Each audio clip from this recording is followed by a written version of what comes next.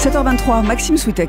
Les secrets politiques d'Alexandre Carra. Bonjour Alexandre. Bonjour Maxime. L'info politique du jour, c'est donc le premier grand déplacement d'Emmanuel Macron à l'international. Il s'envolera dans quelques jours pour Las Vegas. Oui, je vous rassure tout de suite, ce n'est pas pour dépenser l'argent des contribuables dans les casinos. Oui, c'est une première, un ministre français de l'économie qui se rend au Consumer Electronics Show, le plus grand rendez-vous mondial de l'industrie digitale. Emmanuel Macron qui se déplace pour soutenir la délégation tricolore, qui avec pas moins de 120 startups représentées sera la délégation européenne la plus importante. Une visite forcément symbolique pour celui qui est censé incarner la modernité au sein du gouvernement Valls, tellement moderne qu'il explique sa venue à Las Vegas en anglais. Il s'agit de donner à toutes les entreprises numériques françaises une fighting chance. Traduction, la chance de pouvoir se battre face à la compétition internationale. Une fighting chance. Emmanuel Macron n'a pas eu beaucoup à se forcer, il faut le dire, parce qu'il est lui-même passionné de nouvelles technologies. C'est ça, le ministre de l'économie est même ce qu'on appelle dans le jargon un geek, c'est-à-dire un passionné du numérique.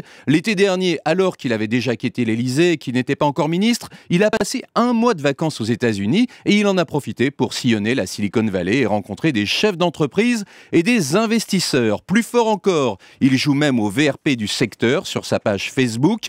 Emmanuel Macron se met lui-même en scène en démonstrateur des objets connectés Made in France. Et sur Twitter, il fait la promotion de la French Tech, chiffre à l'appui.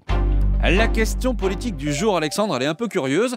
Un chien peut-il détendre l'atmosphère de l'Elysée ? Eh bien Maxime, la réponse est oui, et ce n'est pas une plaisanterie. Au palais, on ne parle que de Philae, le labrador canadien qui a pris ses quartiers au rez-de-chaussée de l'Elysée, dans l'aile Est, sous les appartements du président. Il est devenu en quelques jours à peine la coqueluche du personnel élyséen. Les huissiers sont aux petits soins pour lui, les policiers et les gendarmes l'ont adopté, une Philae mania qui touche même les ministres. Manuel Valls et Stéphane Le Foll, de passage à l'Elysée, ont demandé à voir le premier chien de France.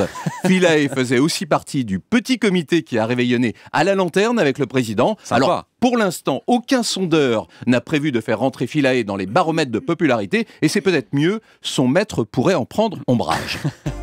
Vous allez en entendre parler. Hervé Morin pense au régional. Oui, enfin, vous allez en entendre parler, surtout si vous êtes normand. En effet, après son échec dans la conquête de l'UDI, l'ex-ministre de la Défense de Nicolas Sarkozy se verrait bien à la tête de la région Normandie réunifiée. Allez, patience, plus que 11 mois avant les régionales. Autre figure du centrisme, à 8h20 tout à l'heure, c'est Chantal Jouanneau, sénatrice de Paris, porte-parole de l'UDI, qui sera votre invité, Alexandre, pour l'interview politique d'Europe 1. C'était les secrets politiques d'Alexandre Carra. Merci Alexandre.